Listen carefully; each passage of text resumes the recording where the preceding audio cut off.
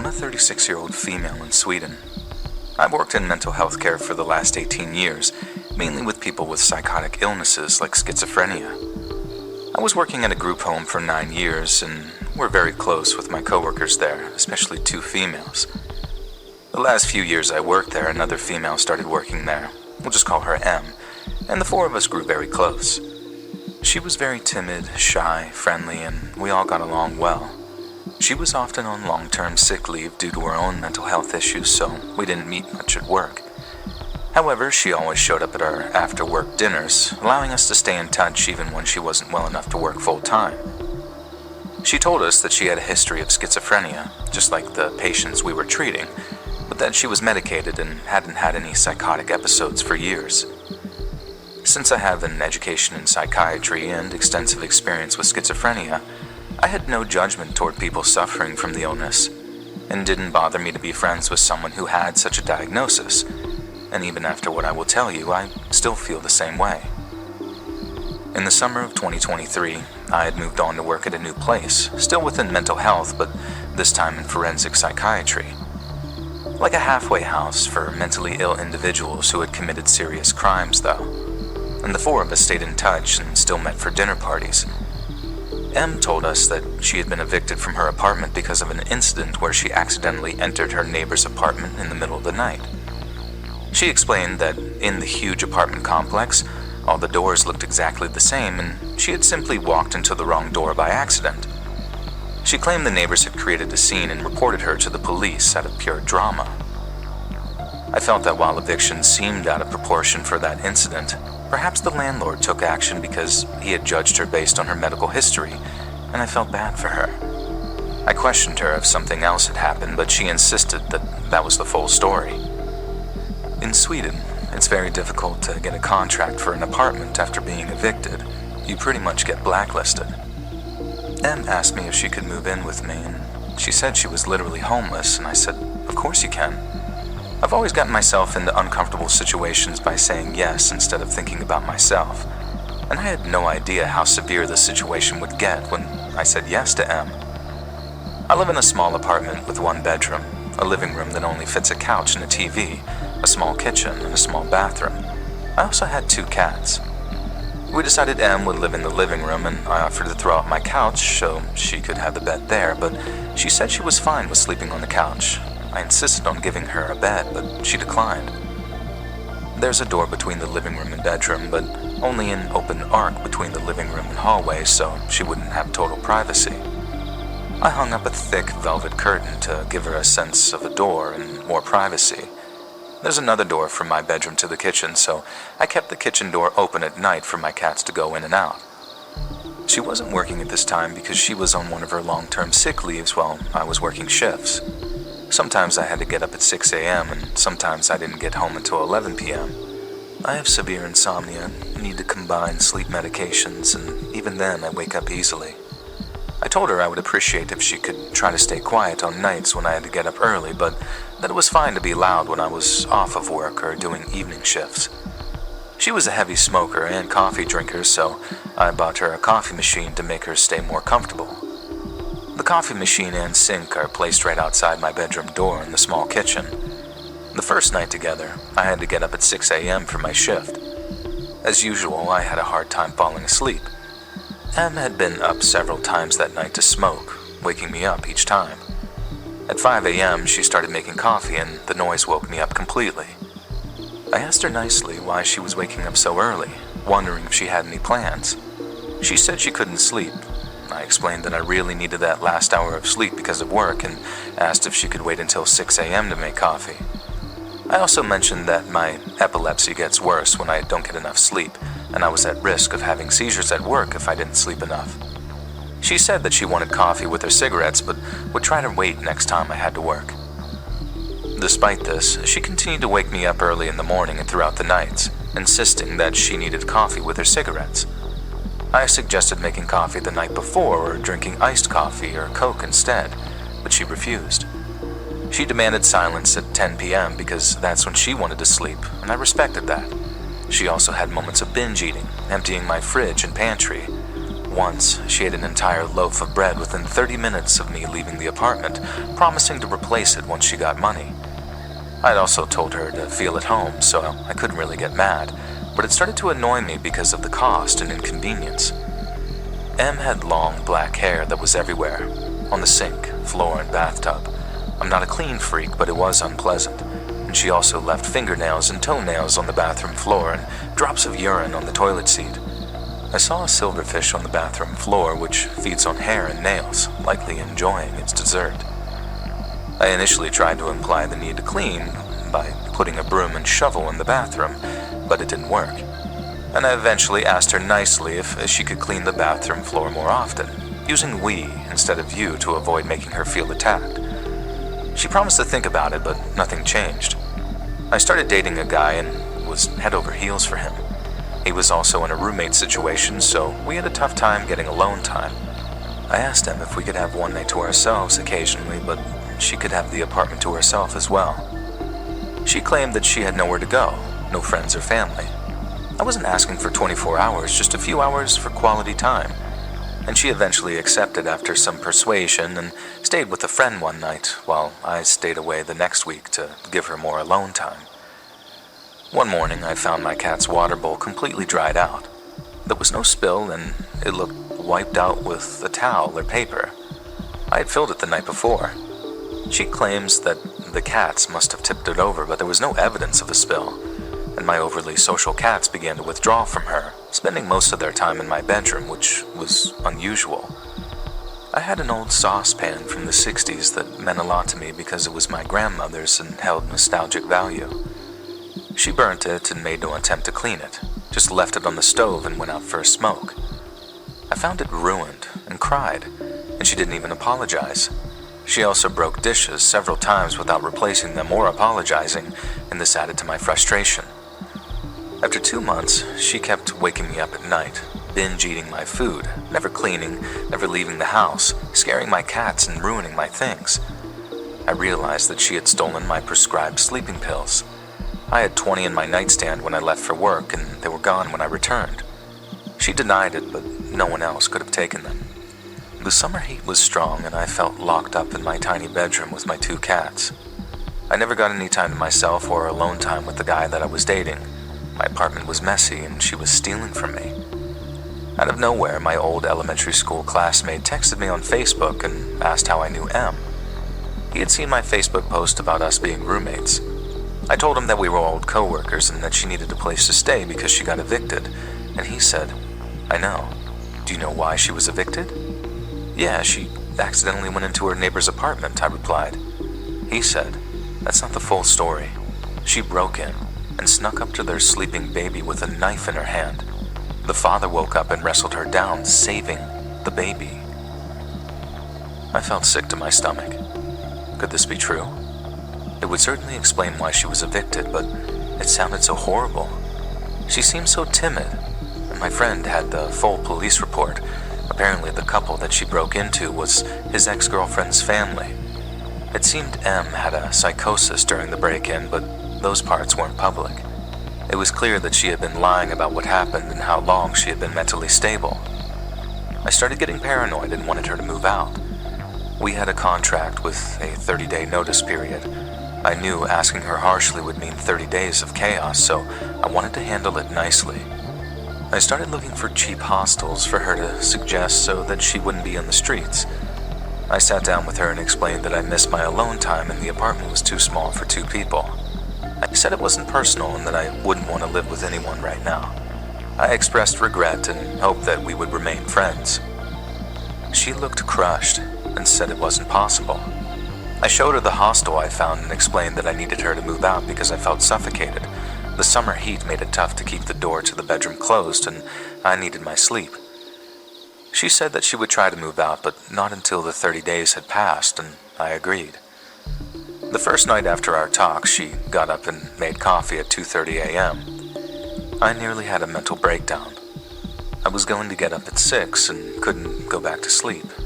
I asked her in the morning for probably the 10th time to wait until I got up to make coffee, but she didn't even answer. She just sat on the sofa and stared out the window. I was freaked out, but left for work. She kept being weird, making a mess, waking me up, eating my food, and all I could think about was the incident with her and the baby and the knife. Eventually, I got so angry about being woken up by the coffee maker that I unplugged it and stored it in my attic, which she had no access to. It may be childish, but I was going crazy and just wanted her to stop. The next night, I woke up at 4 a.m. to her making coffee in a saucepan. I tried talking to her again, but she just stared and didn't reply. In my frustration, I stored the saucepan in the attic too. The third night, the guy I was dating was sleeping over because I was getting really paranoid about her weird behavior. I woke up to him poking me, whispering, "Look." In the doorway, Em was just standing silently, staring at us. It was like a scene from a horror movie with her long black hair over her face. I didn't say anything at first, wondering if she was doing something by the door, but realized that she was still just standing still, staring. It reminded me of the ending of Paranormal Activity where Katie just stares at Micah. I sat up and said, "What are you doing?" But before I could finish, she slammed the door shut and I heard the sound of something metal falling and her running into the living room. I yelled, "You need to leave!" and just started crying hysterically because this was turning into a literal nightmare. Of course, I didn't go back to sleep and was really happy to have company that night. I kept asking myself if she had done this before, staring at me in my sleep. The next day I opened the door that she had slammed shut and saw a kitchen knife on the floor. And that was the metal sound that I had heard. I took all my knives and locked them in the attic. I asked a friend to come over when I told Em that she had to move out immediately. During the conversation, I tried to stay calm, knowing that she had a mental illness and meant no harm despite my frustration. She didn't answer me, just stared out the window. She left the apartment and sent me a text saying that I was disrespectful for bringing a friend over to her place. That night, I thought that it would be quiet without the coffee maker or saucepans. But at 3 a.m., I woke up to her burning dry coffee powder in a frying pan, and I was terrified. Her face was dead, her eyes black, and I suspected that in that moment, she was in a psychosis. I stopped the fire that was starting and she ran off to the living room in silence. She had an appointment with her psychiatrist the next day, and while she was away, I packed all her things and sent her a text telling her that she needed to pick them up and return my keys. I offered to give her money for a hostel for the remaining 26 days, and she didn't reply. The guy I was seeing came to keep me company in case she thought about it, and she didn't. She left the keys without looking at us and left. Our coworkers told me that she moved in with the guy that she was dating and stayed there for a few weeks until she somehow got an apartment on her own. She started working again, and I was always happy to hear this, and she seemed to be doing well. Then, in January, one of our old coworkers told me that Em had called her saying everything must burn. She had a baby to save, and some other very delusional stuff. She had called 112, the Swedish emergency number, but they hadn't taken it seriously. Em then proceeded to burn her entire apartment down because the voices in her head told her that she had to burn everything to save her friends and family. Her neighbors tried to rescue her, but she fought them off and ran back in, pouring liquor on the fire to make it burn more. She was arrested and sentenced last week for aggravated arson, and she will serve her time in a mental institution/prison for a long time, possibly forever. Ironically, she will probably be in the facility where I used to work and where she used to work herself. My old coworker was a witness at the trial.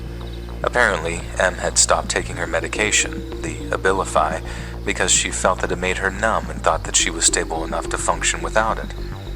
Apparently not. She had also stopped taking her medication the last few weeks that she stayed at my house, which explains her behavior. It's disturbing to think about what could have happened to me and my cats if she had stayed, or if I had been a heavy sleeper. I also think about what could have happened to that baby that she snuck up on before she was evicted. I know it's crazy that I just didn't throw her out sooner. It was complicated. The reason I haven't been able to talk about it with my friends is that they sympathize with her and minimize my experience. They think I'm making a bigger deal out of it than it was, and I sort of understand since they never saw the darkness in her eyes that I saw in those last couple days. This incident happened back in 2014 when I was last committed to a psych ward for a suicide attempt. A little background: I am female and was 19 at the time.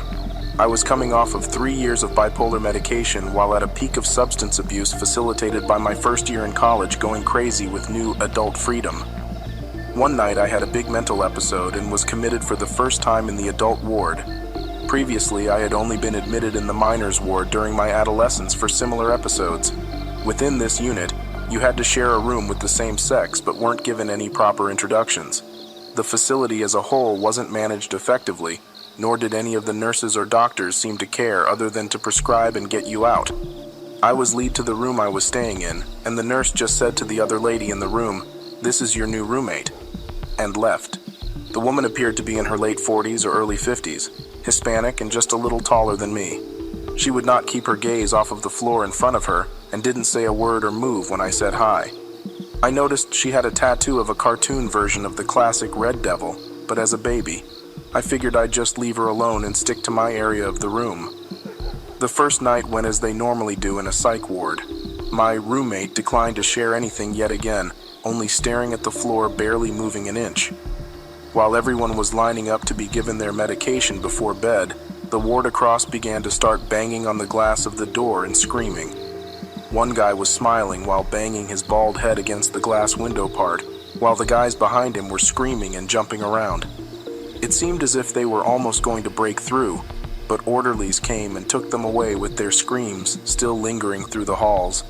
Being in psych wards before, I wasn't surprised by out-of-the-ordinary behavior like yelling or fights starting, but this was completely different to me. I was with disturbed adults now, people who had years of illness deteriorating their mind, not little angry kids anymore. I actually felt scared for the first time because of the high level of unpredictability with these people. I knew I wasn't all there in the head, but even these people had me anxious and made it difficult to try to get any rest that night. You know that feeling of being awake but you haven't opened your eyes yet? The moment where you are barely waking up and everything is fuzzy. This is the state of conscious I was in later that night. I felt as if something was waking me up, yet still tired, so I wasn't opening my eyes. The more I came to reality, I felt pressure on my forehead, and I could sense sweat dripping on my face. I opened my eyes to find the roommate standing over my bed, staring me in the eye with one hand on my forehead, and the other in a balled-up fist on her chest, while she speaks in what I assume is tongues. I look into her eyes and they are blank and empty of any emotion. She keeps speaking faster and getting louder. I am paralyzed at this moment, not sure what to do or what she would even do if I were to yell or move. It was only us in the room, and the nurse's station is all the way at the end of the hall.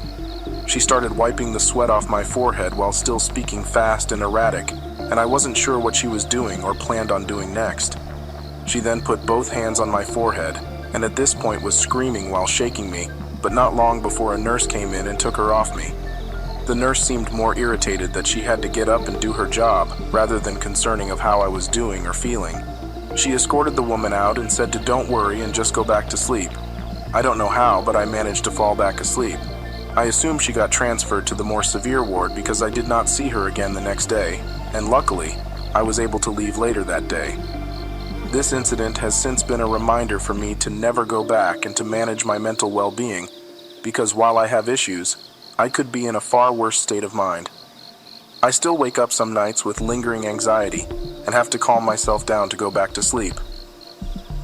When I was accepted into a college that was far from my hometown, I didn't really know anyone else who lived there. The college I went to didn't have dorms, but they did have apartments that they suggested students live in due to the proximity to the college. I was pretty broke at that point, plus I wanted to meet some new people right away, so I chose my apartment largely due to a roommate matching service they had. Basically, you fill out a questionnaire about your demographics and hobbies, and the service would match you with roommates that were compatible with you. Mind you, I chose this particular apartment despite the 1-star reviews I saw across the board online. I mean, they were under new management, and it was only a year lease. It couldn't be that bad. I was matched with another guy in a 2-bedroom, 2-bath apartment.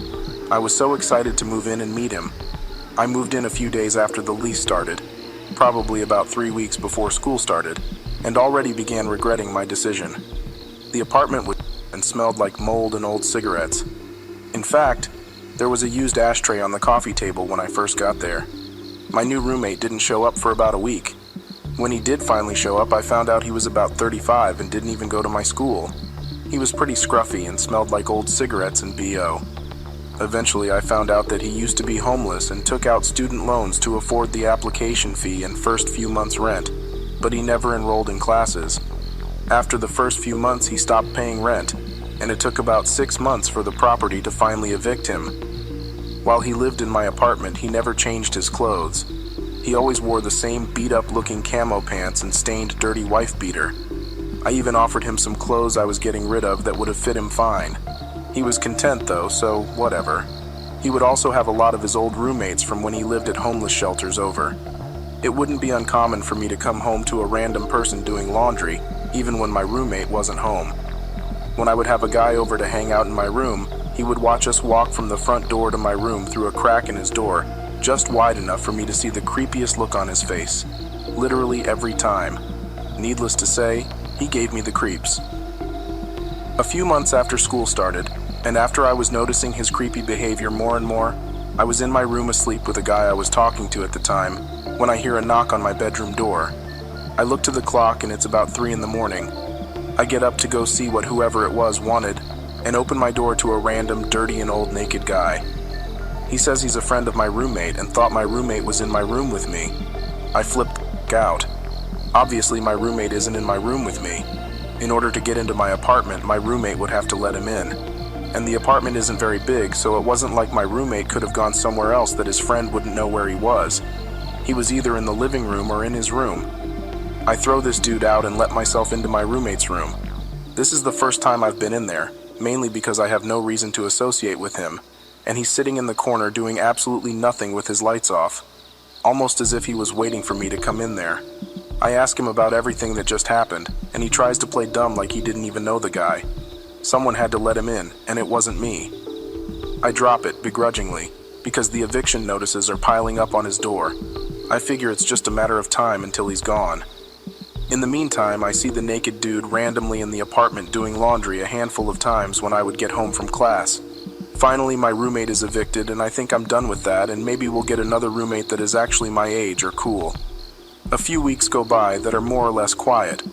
Then one day I hear a knock at the front door during the day. When I answer it, I see the random naked dude standing there, thankfully clothed this time, with a trash bag full of what looked like disgusting laundry. He tells me that my roommate said it was cool if he came to use the washer, and starts to walk forward like he owns the place. I step in front of him and tell him that his friend doesn't live there anymore, and no, he can't use my washing machine. I close the door, lock it, and go back to my room. About 20 minutes later, I keep hearing a random noise from my balcony. I lived on the 3rd floor, so I figured it was just a squirrel or a bird out there scratching around. I keep hearing the noise, so I decide to investigate, and I see the homeless guy trying his best to climb up to my balcony. I told him I was calling the cops, but obviously by the time they get there, he's gone. That same day, I went to the property manager and asked what kind of roommate matching service works like that and demanded to get out of my lease. After some heated discussion, I persuaded her that it was probably in her best interest to just let me leave. I found a nice 1-bedroom and never looked back.